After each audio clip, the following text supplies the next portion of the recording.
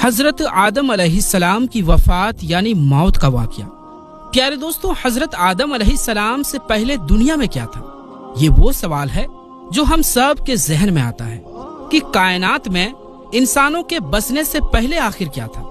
ایک صحابی نے حضور صلی اللہ علیہ وآلہ وسلم سے سوال کیا کہ اے اللہ کے رسول صلی اللہ علیہ وآلہ وسلم، زمین اور آسمان کو پیدا کرنے سے پہلے ہمارا پروردگار کہاں تھا؟ آپ صلی اللہ علیہ وآلہ وسلم نے فرمایا کہ تب اللہ کے سوا اور کچھ نہیں تھا، پھر اس نے پانی پر اپنا عرش بنایا جیسے یہ اس کائنات کی شروعات تھی۔ پھر اللہ نے قلم کو پیدا کیا اور اس کو حکم دیا کہ لکھ، اور قلم نے اللہ تعالیٰ کے حکم اور اس کے علم سے قیامت تک ہونے والے سب کچھ لوح محفوظ میں لکھ دیا۔ اس کے بعد آسمان اور زمین کی 6 دن میں تخلیق کی گئی یعنی بنائی گئی۔ یمن سے آئے ہوئے ایک راجدوت نے حضور صلی اللہ علیہ وآلہ وسلم سے کہا کہ ہم آپ سے دین کی سمجھ اور قلم کی شروعات جاننے کے لیے آئے ہیں۔ تو آپ صلی اللہ علیہ وآلہ وسلم نے فرمایا، جس کا مطلب یہ ہے کہ سب سے پہلے صرف اللہ تھا، اس کا عرش پانی پر تھا، پھر اس نے قلم پیدا کیا اور اس قلم نے لوح محفوظ پر قیامت تک ہونے والے تمام واقعات لکھ دیے۔ پھر آسمان اور زمین کو پیدا کیا گیا۔ اس کی جو ترتیب یعنی طریقہ ہمیں روایات سے پتہ چلتی ہے وہ کچھ یوں ہے کہ اللہ تعالیٰ نے ہفتے کے دن مٹی یعنی زمین کو پیدا کیا۔ جب اللہ نے زمین بنائی تو وہ کانپنے لگی۔ پھر اللہ نے اتوار کو اس میں پہاڑ بنایا زمین کو سہارا دینے کے لیے، ایسے جیسے اس میں کیل ٹھوک دیے، اس سے زمین ٹھہر گئی۔ پیر کے دن اس میں درخت اگائے یعنی پیڑ پودے اگائے۔ منگل کے دن تکلیف، مصیبتیں، جراثیم یعنی کیٹانو اور بیماریاں بنائی۔ بدھ کے دن نور کو پیدا فرمایا۔ جمعرات کو زمین میں چوپائے یعنی 4 پیروں والے جانور بنائے اور انہیں زمین پر پھیلا دیا۔ اور پھر جمعے کے دن کی آخری گھڑیوں میں یعنی عصر کے بعد آدم علیہ السلام کو پیدا فرمایا۔ جیسے اللہ تبارک و تعالی نے انسان کی پیدائش سے پہلے اس کی سکھ سویدھاؤں کے لیے زمین اور اس پر ضروریات کی تمام چیزیں پیدا فرما دی تھی، یعنی مخلوق کی شروعات میں آخری نمبر پر انسان کو پیدا کیا گیا، اور نسل انسانی میں سب سے پہلی تخلیق حضرت آدم علیہ السلام کی تھی۔ وہ تمام انسانوں کے باپ ہیں۔ انسانوں کی پیدائش سے پہلے فرشتوں اور جنوں کی تخلیق بھی ہو چکی تھی۔ فرشتے اللہ تعالیٰ کی وہ مخلوق ہیں جن کا اصل ٹھکانہ آسمان ہے، اور وہ زمین والوں کے لیے استغفار کرتے ہیں۔ فرشتوں کو نور سے پیدا کیا گیا، جبکہ جنوں کی پیدائش آگ سے کی گئی، اور انسانوں کی تخلیق مٹی سے ہوئی۔ ابلیس جو کہ شیطان تھا وہ بھی فرشتوں میں سے نہیں بلکہ جنوں میں سے تھا، اور اس کی تخلیق بھی آگ سے کی گئی۔ کچھ روایات سے پتہ چلتا ہے کہ آدم علیہ السلام سے 2000 سال پہلے جنات پیدا کیے گئے، اور جب وہ فتنہ فساد میں حد سے آگے بڑھ گئے تو اللہ تعالیٰ نے ان کی طرف فرشتوں کا ایک لشکر بھیجا۔ ان میں خوب لڑائیاں جھگڑے ہوئے، اور اس میں فرشتوں نے جنوں کو تہس نہس کر دیا، اور وہ سمندروں کے جزیروں میں پناہ لینے پر مجبور ہو گئے، اور آج تک ان کے رہنے کی جگہ یہی جزیرے ہیں۔ ابلیس یعنی شیطان جو کہ جنات کے سردار ہے، اس کا ایک تخت ہے، اور وہ تخت پانی پر ہے۔ ابلیس کا اصل نام عزازل تھا، اور اس کی نافرمانی کے بعد اسے ابلیس کا نام دیا گیا۔ ابلیس کا وہ تخت حقیقت میں کس جگہ پر ہے یہ ہم نہیں جانتے۔ خیر، جب اللہ تعالیٰ نے زمین کو انسانوں کے ذریعے سے آباد کرنا چاہا تو انسان کی تخلیق فرمائی، کیونکہ جنوں میں انسانوں جتنی عقل اور سمجھ نہیں تھی۔ کہا جاتا ہے کہ جنوں میں سب سے زیادہ علم رکھنے والا جن انسانوں میں سے 10 سال کے بچے کے برابر عقل رکھتا ہے۔ اللہ نے انسان کی تخلیق کر کے اس میں روح پھونکی۔ پھر اللہ نے فرشتوں سے فرمایا کہ میں زمین پر اپنا نائب بنانے والا ہوں۔ فرشتوں نے اللہ سے پوچھا کہ ایسی مخلوق کو کیوں پیدا کرتا ہے جو زمین پر فساد کرے اور خون بہائے، اور ہم ہر وقت تیری تعریف اور پاکیزگی بیان کرتے ہیں۔ جس پر اللہ تعالیٰ نے فرمایا کہ جو کچھ میں جانتا ہوں وہ تم نہیں جانتے۔ فرشتوں کے اس سوال کے 2 مقصد تھے۔ پہلا یہ کہ کیا یہ بھی جنوں کی طرح زمین پر فساد کریں گے، اور دوسرا یہ کہ ہم سے تیری عبادت میں کوئی کوتاہی ہوئی ہے۔ بہرحال جب اللہ تعالیٰ حضرت آدم علیہ السلام کو پیدا کیا تو زمین سے مٹی لانے کا حکم دیا۔ پھر اللہ کے پاس اس کے حکم کے مطابق مٹی لائی گئی۔ وہ مٹی اللہ تعالیٰ نے پوری زمین سے اٹھوائی تھی۔ یہی وجہ ہے کہ حضرت آدم علیہ السلام کی اولاد زمین کے رنگ کے مطابق ہی ظاہر ہوئی، کچھ لال، کچھ سفید، کچھ کالے، کچھ اس کے بیچ۔ اس مٹی کو پانی سے بھگویا گیا تو یہ 3 بن گئی، قرآن مجید میں کچھ جگہوں پر انسان کی تخلیق کے لیے تراب کا لفظ آیا ہے یعنی کہ سوکھی مٹی، اور کچھ بار تین کا لفظ آیا ہے جو کہ بھیگی ہوئی یا تر مٹی کو کہتے ہیں۔ جب پانی کو مٹی سے بھگویا گیا تو وہ لیس دار ہونا شروع ہو گئی۔ پھر اللہ تعالیٰ نے خود اپنے دست مبارک سے اس مٹی سے انسان کا ڈھانچہ تیار فرمایا۔ اللہ تعالیٰ نے انسان کی تخلیق فرشتوں کے سپرد نہیں کی، بلکہ انسان کو خود ایک مورتی کی صورت میں ڈھالا۔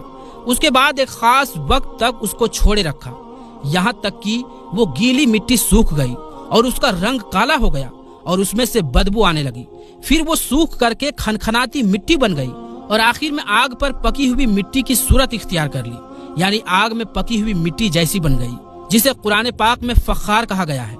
اس مٹی کے لیے اور بھی کچھ الفاظ قرآن مجید میں ملتے ہیں، جیسے ہمایون یعنی کالی مٹی، مسنون یعنی بدبودار مٹی، سلسال یعنی کھنکھنا کر بولنے والی مٹی۔ تخلیق آدم اللہ کا ایک کرشمہ ہے۔ انسانوں کو ایک بہترین شکل عطا کی گئی۔ اس وقت انسان کا قد بہت لمبا تھا اور ان کے بعد آنے والے لوگوں کے قد گھٹتے چلے گئے۔ انسانوں میں سب سے لمبا قد حضرت آدم علیہ السلام کا تھا۔ ایک روایات میں حضرت آدم علیہ السلام کا قد 60 ہاتھ بیان کیا گیا ہے۔ بہرحال جب اللہ تعالیٰ نے انسان کا ڈھانچہ بنا کر اسے سوکھنے کے لیے ایک خاص وقت تک چھوڑے رکھا تو ابلیس یعنی شیطان اس کے ارد گرد چکر کاٹنے لگا۔ وہ اس ڈھانچے کو بجا کر دیکھتے تو اس میں سے ایسی آوازیں آتی جیسے خالی مٹی کے مٹکے سے آتی ہے، اور اس نے دیکھا کہ یہ ڈھانچہ پیٹ والا ہے تو وہ سمجھ گیا کہ یہ مخلوق اپنے آپ پر قابو نہیں رکھ پائے گی۔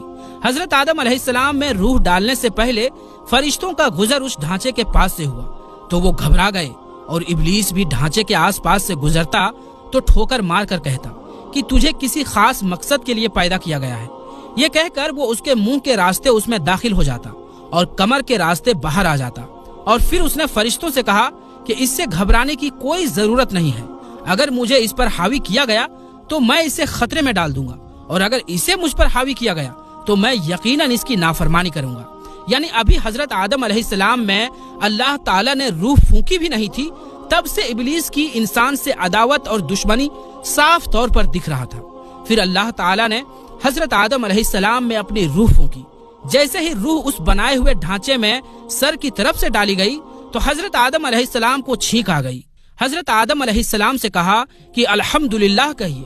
انہوں نے کہہ دیا۔ اللہ تعالیٰ کی اس تعریف کے جواب میں اللہ تعالیٰ نے فرمایا کہ تجھ پر تیرا رب رحم فرمائے۔ جب روح ان کی آنکھوں میں داخل ہوئی اور ان کی آنکھوں نے جنت کے پھلوں کو دیکھا تو غور و فکر کرنے لگے۔ پھر روح پیٹ میں داخل ہوئی تو کھانے کی ضرورت محسوس ہوئی، یعنی روح ابھی ٹانگوں تک نہیں پہنچی تھی اور کھانے کی خواہش محسوس ہونے لگی۔ جب حضرت آدم علیہ السلام میں روح پھونک دی گئی تو اللہ تعالیٰ نے ان کی پشت یعنی پیٹھ مبارک پر ہاتھ پھیرا، جس سے قیامت تک آنے والے تمام انسان باہر آ گئے۔ حضرت آدم علیہ السلام کی تمام اولاد ان کے سامنے ظاہر ہو گئی۔ یہ بات قرآن اور احادیث سے بھی ثابت ہے۔ پھر اللہ نے اولاد آدم سے انہی کے بارے میں اقرار لیا کہ کیا میں تمہارا رب نہیں؟ تو وہ تمام انسانوں نے جواب دیا کہ ہم اقرار کرتے ہیں کہ تو ہی ہمارا رب ہے۔ اللہ تعالیٰ نے حضرت آدم علیہ السلام میں اپنی روح پھونک کر فرشتوں اور جنوں سے انسان کو سجدہ کرنے کا حکم دیا۔ ابلیس کے علاوہ سب نے حضرت آدم علیہ السلام کو سجدہ کیا۔ اللہ تعالیٰ نے ابلیس سے پوچھا کہ تجھے کس چیز نے سجدے سے روک دیا؟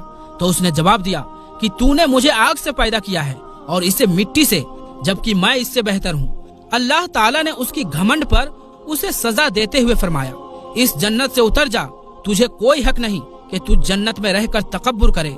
ابلیس نے جواب میں کہا، مجھے قیامت تک مہلت دیجیے، یعنی کہ اتنی لمبی عمر دے دیجیے کہ قیامت تک مجھے موت نہ آئے، جبکہ تمام انسانوں کو دوبارہ زندہ کیا جائے گا۔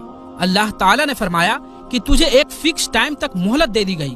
پھر ابلیس نے کہا کہ میں قسم کھاتا ہوں کہ میں انسانوں کی گمراہی کے لیے تیرے سیدھے راستے پر بیٹھ جاؤں گا، پھر میں ان کے آگے سے، پیچھے سے، دائیں سے، بائیں سے ان کے پاس آؤں گا، اور تو انہیں شکر گزار ہرگز نہیں پائے گا سوائے ان کے جو تیرے سچے بندے ہوں گے، اور وہ میرے بہکاوے میں نہیں آئیں گے۔ اللہ تعالیٰ نے اسے ذلیل و خوار کر کے وہاں سے نکال دیا اور فرمایا کہ ان میں سے جو شخص بھی تیرا حکم مانے گا میں ایسے تمام لوگوں سے جہنم کو بھر دوں گا، اور میرے بندوں پر تیرا کوئی اختیار نہیں ہوگا، یعنی کوئی ادھیکار نہیں ہوگا۔ اس طرح یہ صاف ہوا کہ سب سے پہلا گناہ تکبر تھا۔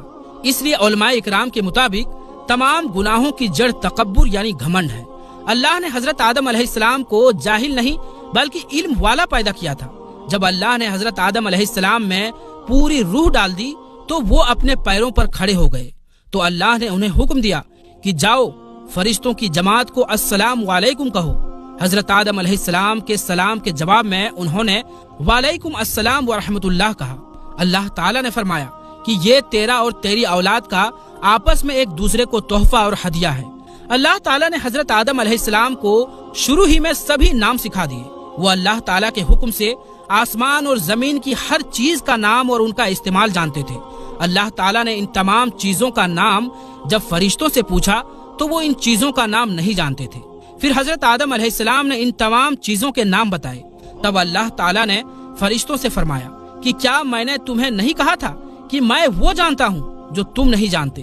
پھر ایک روز جب حضرت آدم علیہ السلام سو رہے تھے تو اللہ تعالیٰ نے ان کی بائیں پسلی سے حضرت اماں حوا سلام اللہ علیہا کو پیدا فرمایا اور انہیں حضرت آدم علیہ السلام کا ہمسفر بنایا۔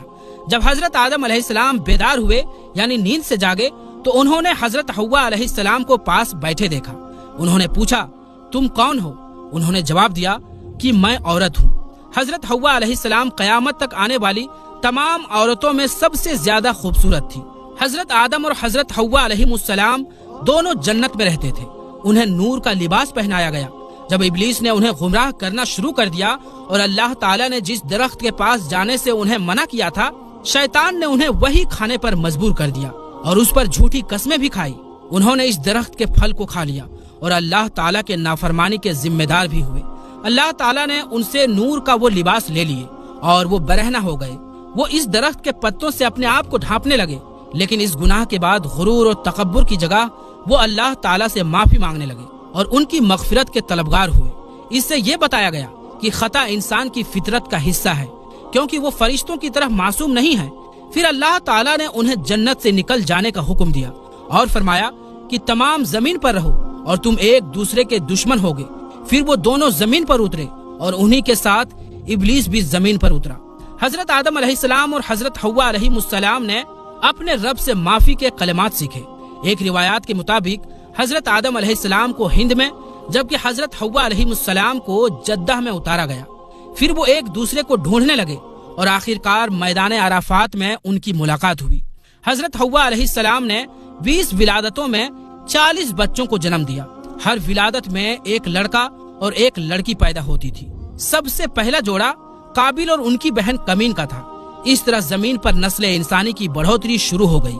حضرت عبداللہ بن عباس رضی اللہ تعالی عنہ نے ارشاد فرمایا، بے شک اللہ پاک نے حضرت آدم کو جمعے کے دن عصر کے بعد پیدا فرمایا اور آپ کو ظاہری زمین کی ایک مٹھی مٹی سے پیدا فرمایا، اسی لیے آپ کو آدم کہتے ہیں اور آپ کی اولاد کو آدمی یعنی آدم والا کہتے ہیں۔ حضرت آدم علیہ السلام کا مبارک خمیر جس مٹی سے تیار ہوا، اس سے بچ جانے والی مٹی شریف سے کھجور کا درخت یعنی پیڑ بنایا گیا۔ جیسے کہ حضرت مولا علی رضی اللہ تعالی عنہ بیان کرتے ہیں کہ حضور صلی اللہ علیہ وآلہ وسلم نے ارشاد فرمایا، کھجور کا احترام کرو کیونکہ یہ تمہارے والد حضرت آدم علیہ السلام کی بچی ہوئی مٹی سے پیدا کی گئی۔ اللہ پاک نے حضرت آدم علیہ السلام کو بغیر ماں باپ کے مٹی سے پیدا فرمایا۔ اللہ پاک نے حضرت آدم علیہ السلام سے حضرت بی بی حوا کو پیدا فرمایا۔ حضرت آدم علیہ السلام نے ان کی طرف دست محبت بڑھانے کا ارادہ کیا تو فرشتوں نے عرض کی، اے آدم ٹھہر جائیں، پہلے ان کا مہر ادا کریں۔ آپ علیہ السلام نے فرمایا، ان کا مہر کیا ہے؟ فرشتوں نے عرض کیا کہ ان کا مہر یہ ہے کہ آپ ہمارے سردار محمد مصطفیٰ صلی اللہ علیہ وآلہ وسلم پر 3 یا 10 مرتبہ درود پاک پڑھیں۔ چنانچہ آپ علیہ السلام نے درود پاک پڑھا اور فرشتوں کی گواہی سے آپ کا حضرت بی بی حوا علیہ السلام سے نکاح ہو گیا۔ اس سے معلوم ہوا کہ نبی پاک صلی اللہ علیہ وآلہ وسلم پر موجود چیز کے لیے وسیلہ ہے، یہاں تک کہ اپنے والد حضرت آدم علیہ السلام کا بھی وسیلہ ہے۔ حضرت آدم علیہ السلام نے 960 برس کی زندگی پائی، جبکہ آدم علیہ السلام کی زندگی 1000 سال کی تھی، کیونکہ جب حضرت آدم علیہ السلام جنت میں تھے تو اللہ تعالیٰ نے حضرت آدم علیہ السلام کو ان کی تمام اولاد جن جن کو نبوت ملنی تھی، ان کی شخصیت، ان کی عمر حضرت آدم علیہ السلام کے سامنے کلیئر کر دی گئی۔ آپ نے جب حضرت داؤد علیہ السلام کی عمر کو 60 سال تک دیکھا تو اللہ سے کہنے لگے، اے اللہ پاک میری عمر کے 40 سال میرے پوتے داؤد کو دے دو، تو یوں آپ کی دعا قبول ہو گئی۔